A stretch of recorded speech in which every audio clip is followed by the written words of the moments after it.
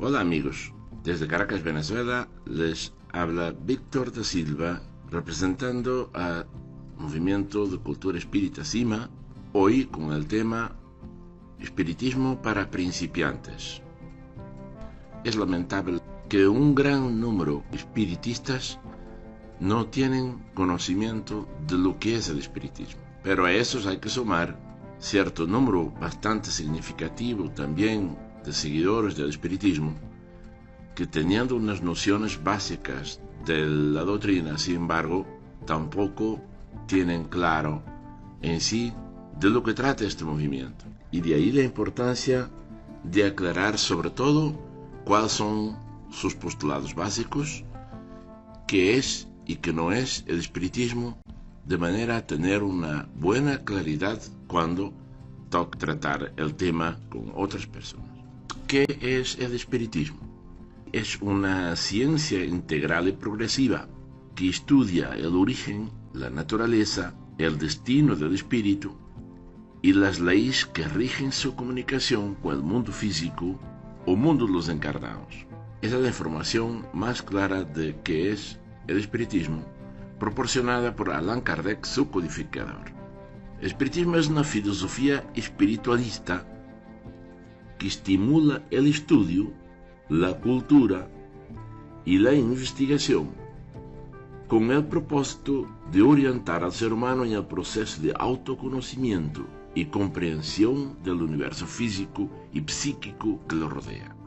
En sí también es una doctrina de carácter racionalista, que defiende la libertad de pensamiento y de expresión, que invita al libre análisis de todas las ideas, que rechaza los dogmatismos, fanatismos, prejuicios, la fe ciega y toda especie de prácticas supersticiosas. Es una posición ética frente a la vida, fundamentada en una moral autónoma, derivada de sus postulados básicos, que invita a la educación del intelecto y al cultivo de los sentimientos. El espiritismo adopta una postura tolerante de respeto a todas las filosofías, religiones y creencias personales, y estimula su libre examen. Su propuesta se fundamenta en el conocimiento y la reflexión, al margen de cualquier fórmula impositiva u punitiva. ¿Qué no es el espiritismo? Es importante también decirlo. No es una religión o secta pseudo-religiosa. ¿Y por qué? Porque en su cuerpo doctrinario no hay cabida para dogmas de fe, iglesias, cultos, ritos, sacerdotes o pastores, libros sagrados, ni maestros infalibles. Y por lo tanto, no puede ser considerado como tal una religión, ya que no funciona con los mismos parámetros que caracterizan una religión. En el espiritismo no se admite en su seno prácticas como la brujería, hechicería, vudú, magia, adivinación, ensalmes, sortilegios, lectura de manos, empleo del tabaco o de las cartas como instrumentos de presuntas revelaciones, ni muchas otras supersticiones y charlatanerías propias de la ignorancia. No hay profesionales en el espiritismo. Ningún verdadero espírita vive del espiritismo, ya que éste no constituye oficio o profesión. El espiritista es un ciudadano que cumple con sus deberes cívicos y morales y que hace honor a los valores de la educación y del trabajo. Estas son las características de lo que significa el espiritismo desde un punto de vista laico y racional. El espiritismo es una corriente del espiritualismo. El espiritualismo a la vez deriva de dos procedencias. Por un lado, contamos con los espiritualistas religiosos y por otro lado, con los espiritualistas de origen neoplatónico que razonan sus criterios y por ello se denomina espiritualismo racionalista. Es a esa corriente, al espiritismo racionalista, al cual pertenece nuestra doctrina. La doctrina de los espíritus, denominada por Allan Kardec como espiritismo, para diferenciarlo del espiritualismo de la época. El espiritismo es una ciencia integral y progresiva porque adopta la metodología de la ciencia para razonar sus criterios, para deducir, para investigar, para evaluar todas las informaciones que estén a su alcance y así seleccionar la que más se ajusta al criterio razonado. En el espiritismo primero se observan los fenómenos, se colocan hipótesis, se investigan las hipótesis y luego se concluyen las investigaciones y esa conclusión prevalece hasta que no haya otra que pueda superarla. En ese sentido, esa metodología científica aplicada al espiritismo es la que le da la seriedad propia de una doctrina racionalista fundamentada en la razón, soportada por la ciencia, por hechos, por evidencias que se pueden demostrar, las bases esenciales de sus conclusiones. Y si es ciencia, no puede ser religión. Ninguna doctrina puede ser ciencia y religión a la vez, porque una niega a la otra. Es absurdo considerar esa idea de que una forma determinada de pensamiento es religioso y al mismo tiempo también científico. La ciencia llegó para aclarar muchos puntos vinculados con los temas y como ciencia no es prisionero de dogmas, sino es razonada y sometida continuamente al análisis racional y a la ley del progreso. Y esto es importante tenerlo en cuenta. Es a partir de la investigación realizada por Allan Kardec que se descubre la existencia del espíritu, pero además de descubrir que se puede demostrar la vida más allá de la muerte, que se puede demostrar con hechos las afirmaciones que sustenta. Pero además de ciencia, es una filosofía espiritualista, porque estimula el estudio, la cultura y la investigación, con el propósito de orientar al ser humano en el proceso de autoconocimiento. Sobre todo en ese aspecto, el espiritismo marca un precedente importante, porque va más allá de investigar. El espiritismo deduce para impulsar cambios personales y colectivos. Gracias a las conclusiones del espiritismo, la sociedad avanza, crece, evoluciona, porque percibe la vida desde otro punto de vista, ya con bases esenciales en la creencia de un más allá, distanciado de las ideas de culpa y castigo de muchas religiones y asociadas a un comportamiento personal, asociadas a las acciones, a los pensamientos y a las palabras de cada ser humano. En suma, vinculada con la ley de causa y efecto, de que todo lo que se siembra se cosecha, y por lo tanto, nuestro porvenir lo vamos a sembrar en función de nuestro presente. Y además de eso, hoy estamos viviendo las consecuencias de nuestro pasado. No podemos dudar que este criterio de razonamiento debiera impulsar de manera consciente un gran avance en la sociedad, un avance que permita el reconocimiento de uno mismo como un espíritu inmortal. Ya no nacemos por el pecado, ya no nacemos por el mal. Somos luz, somos energía, somos fuerza, somos vitalidad. Y es esta vitalidad la que impulsa cambios, de acuerdo a nuestra conciencia, de acuerdo a las actitudes que tomemos en nuestro día a día, de acuerdo a nuestras decisiones, asociado sin duda a nuestro libre albedrío. Es ello lo que impulsa los cambios y es ello lo que nos debe motivar a la reflexión, al autoconocimiento, al análisis de uno mismo, para que a partir de ahí tengamos claro nuestra procedencia y nuestro destino. Al tener la plena conciencia que somos seres inmortales, que preexistimos antes de nacer y que seguiremos existiendo después de dejar nuestro cuerpo físico, solamente quedaría entonces entender qué nos pasará antes y después. Y para ello llega el espiritismo, para aclarar las dudas en ese sentido y para enseñarnos el camino que tenemos por delante, dejando a nuestro criterio la semilla que queremos germinar. Esta doctrina de carácter racionalista está constituida por libre pensadores. Estamos en la libertad de investigar, de estudiar y de razonar todo lo recibido en conocimientos, donde tenemos que aprender a pensar por nosotros mismos y no tomar las ideas únicamente porque las hemos percibido en la sociedad, sino porque las hemos razonado. Y es nuestro razonamiento que nos lleva a concluir con miras a un mejor entendimiento de nosotros mismos.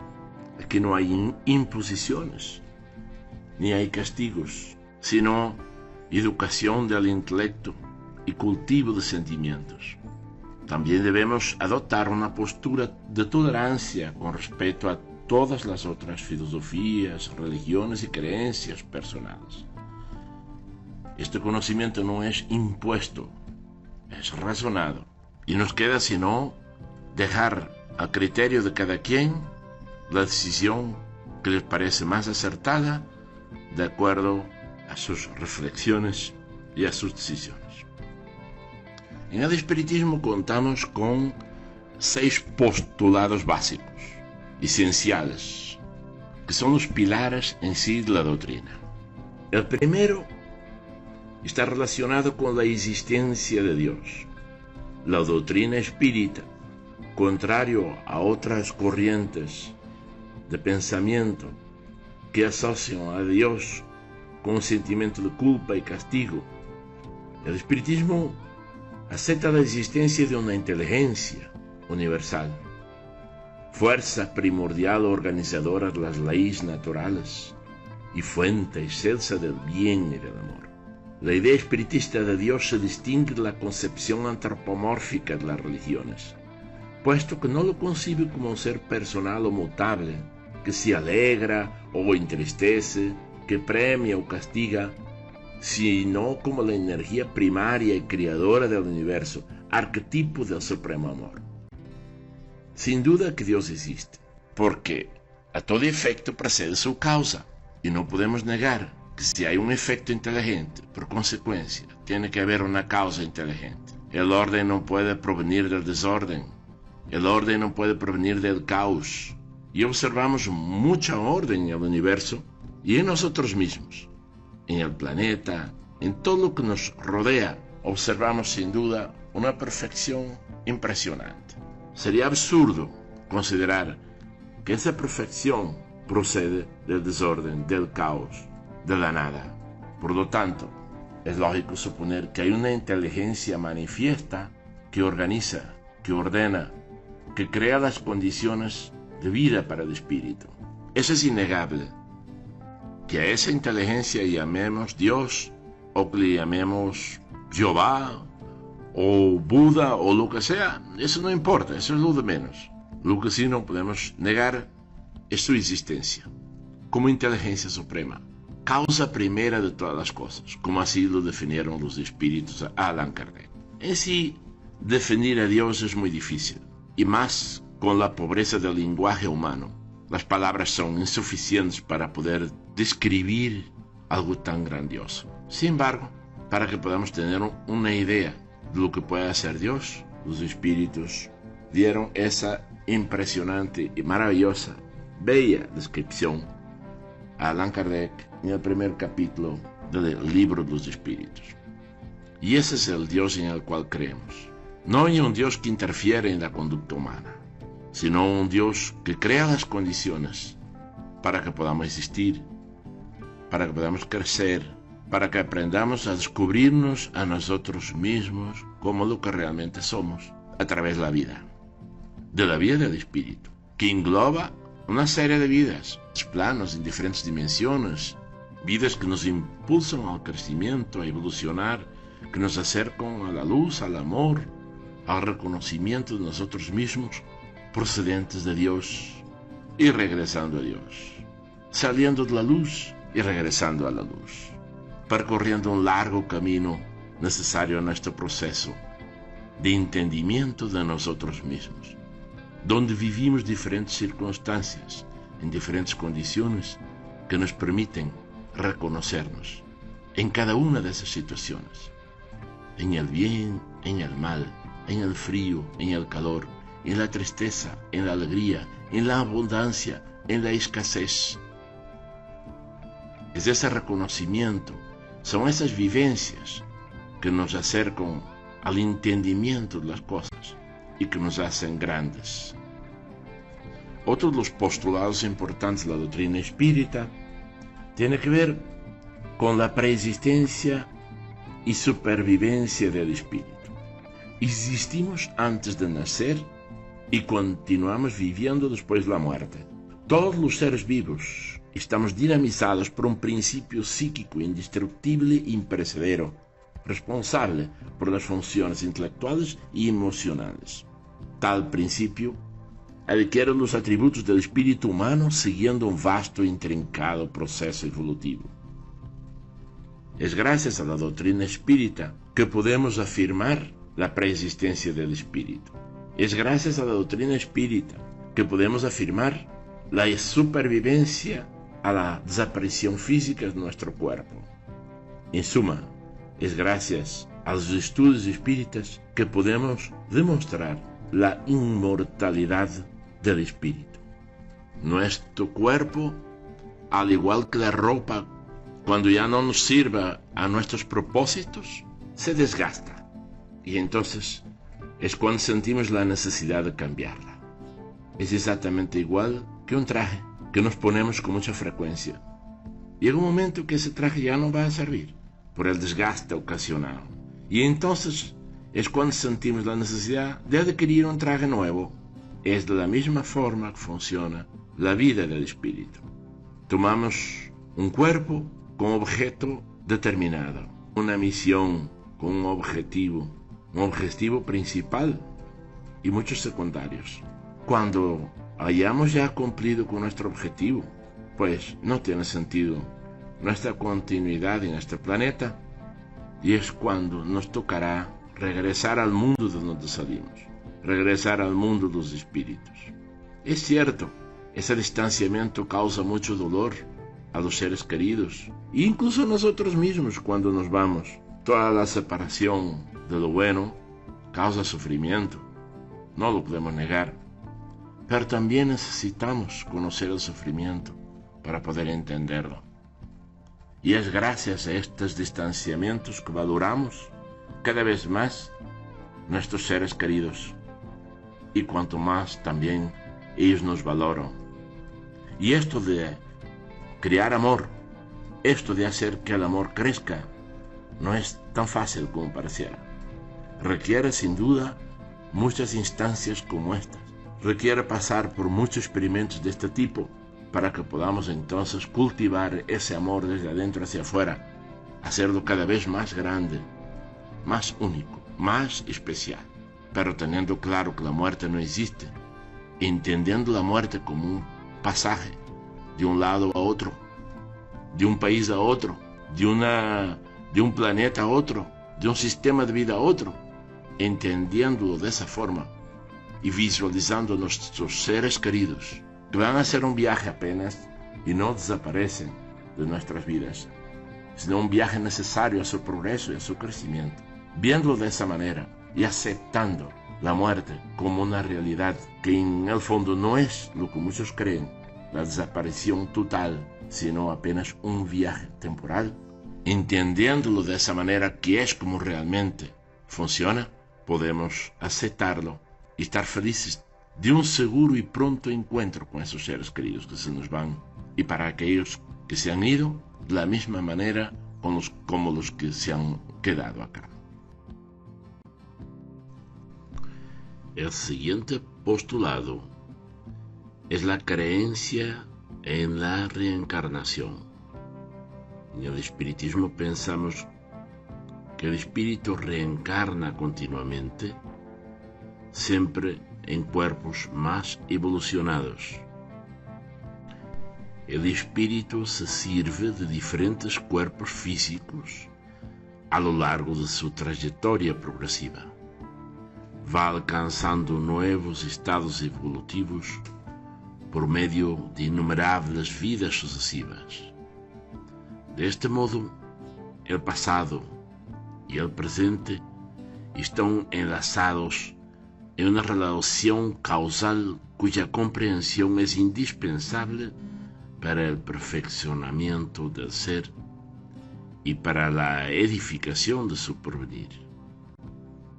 Gracias a las diferentes vidas, bien en cuerpo de hombre, bien en cuerpo de mujer, el espíritu recoge experiencias necesarias a su proceso evolutivo, vivenciando situaciones distintas en diferentes circunstancias, bien en la escasez, bien en la abundancia, en la pobreza, en la riqueza, en la salud y en la enfermedad, en fin, en diversas circunstancias, en diferentes estados, en diferentes condiciones, en diferentes cuerpos.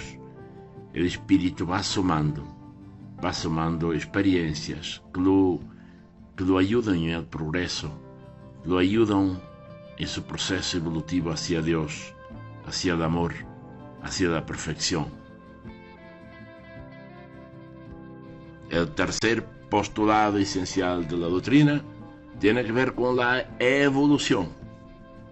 La evolución es la ley fundamental que rige el universo y de la cual todas las demás son subsidiarias y complementarias. La evolución es la ley número uno, imposible de no ser, porque en el universo todo funciona, tanto en los campos físicos como en los campos emocionales, como en los campos intelectuales, como en el campo del conocimiento, como en todos los campos. En todas las existencias hay evolución. Evolución moral, evolución intelectual, evolución fisiológica, en fin. Es innegable negar la evolución del planeta, la evolución del universo, la evolución de nosotros mismos. Es absolutamente absurdo verlo de otra manera que no sea de esa forma. Es verdad que en estos procesos evolutivos a veces nos encontramos con situaciones que pareciera que andamos hacia atrás, pero eso no es así. Nunca sabemos menos hoy de lo que subimos ayer. Imposible, porque en el peor de los casos, hoy sabremos que ayer no lo sabíamos todo, y hoy descubrimos que quizás eso que sabemos no es lo que pensamos, sino que hay algo más aparte de eso. Quizás esto suena un poco filosófico, pero es una forma de entender que la evolución es eterna. El cuarto postulado esencial del espiritismo es la existencia de la mediunidad. ¿Qué es la mediunidad? La mediunidad es la facultad que poseen los seres humanos, en algunos más desarrolladas que en otros, y por ello a esos los conocemos como mediums, o le damos el nombre de mediums, por medio del cual se pueden relacionar las humanidades visibles e invisibles. Es decir, es por los mediums que se contactan el mundo físico y el mundo espiritual. Es mediante la práctica de la mediunidad que se comprueba experimentalmente la inmortalidad del alma, que se rectifican las falsas ideas del cielo, infierno, demonios, penas o castigos eternos, y se entra en contacto con seres queridos y se reciben valiosas informaciones, instrucciones o intuiciones de diversas fuentes espirituales. La mediunidad es un atributo del ser humano desde el momento en que el ser humano tiene conciencia de sí mismo. Desde la antigüedad, la más remota antigüedad, existe la mediunidad como una característica humana que lamentablemente en sus inicios fue muy mal interpretada, ya que se atribuía a Dios los mensajes recibidos por los médiums, y en base a eso causó en la humanidad una serie de comportamientos inadecuados que hoy día prevalecen todavía en el consciente colectivo y que siguen causando mucho daño a la sociedad. Gracias a Kardec hemos descubierto que los mensajes procedentes del más allá vienen de espíritus como nosotros, que al igual que nosotros tienen virtudes pero también tienen defectos, mantienen sus cualidades humanas y que por lo tanto atribuir esos conocimientos a lo divino, a lo perfecto, es objeto de un grande y grave error. Y que todas las comunicaciones que recibimos del más allá deben ser sometidas al análisis racional. Todos esos mensajes se deben evaluar, meditar, razonar, comparar, y no se debe creer firmemente la procedencia que muchas veces se atribuye. La mediunidad no es un don, la mediunidad es un medio de comunicación, y a través de un medio de comunicación cualquiera puede decir lo que quiera, y en ese sentido tenemos que aprender a reconocer lo que se proyecta por ese medio. De la misma manera que ahorita con las redes sociales, por ejemplo, con las comunicaciones vía internet, es impresionante la cantidad de material informativo que se comunica que no es correcto, que es falso y que causan reacciones terribles en el ser humano, porque al creer lo que ven y al creer lo que escuchan, empiezan a razonar y a tener comportamientos que no se ajustan a los correctos. Igual que cualquier medio de comunicación, porque la fuente es una de las cosas que siempre hay que tener en cuenta, la fuente de información. Pero además de la fuente, más importante todavía que la fuente, es el mensaje en sí, evaluarlo, su procedencia, verificar que no tenga connotaciones místicas o engañosas que buscan en el fondo controlarnos, obsesarnos, y de esa forma pues transformarnos en marionetas de un mundo que no corresponde a la realidad. Y por ello es la importancia de desarrollar nuestra capacidad de raciocinio, de entendimiento, de forma a poder tener una mayor claridad de todo lo que tomamos como cierto. Por último, el quinto postulado de la doctrina espírita se refiere a la pluralidad de mundos habitados. Sin duda que por ser la vida una constante universal, no es un accidente que excepcionalmente se produce en la Tierra. No estamos solos en el universo. Sería una demostración de grosero antropocentrismo negar la posibilidad de que haya vida en otros planetas, la cual obviamente habrá adquirido en los vastos procesos evolutivos distintas formas de manifestarse de acuerdo con sus propias condiciones y circunstancias. Es lógico suponer que en un número ilimitado de sistemas solares, de constelaciones, de planetas, de estrellas, de universos, asumir que la Tierra es el único planeta habitado sería absurdo. Y más cuando el universo no obedece a un resultado de casualidad, sino de causalidad. Desde ese punto de vista es obvio aceptar que haya vida en otros planetas, lo que no quiere decir que debemos también creer todo lo que se cuenta vinculado con vidas de otros planetas.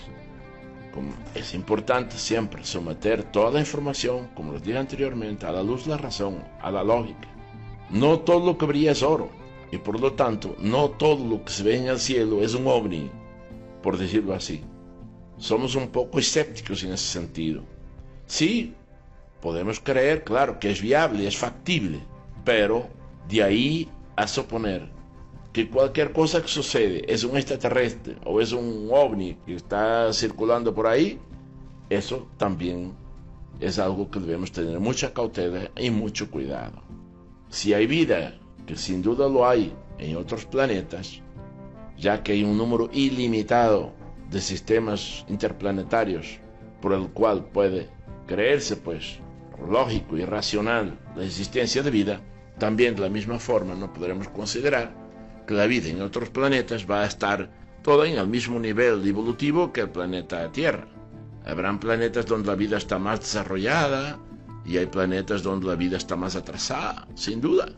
Pero hay que tener muchísimo cuidado en ese sentido y no creer que por cualquier situación que se presente ya es un ovni o ya es un extraterrestre que se está comunicando. Mucho cuidado con este tipo de situaciones. Bien, queridos amigos, yo creo que esta fue una breve clase básica del espiritismo y por ello lo denominamos espiritismo para principiantes. Esperemos que con estas breves explicaciones puedan tener una buena claridad de lo que es y lo que no es el espiritismo.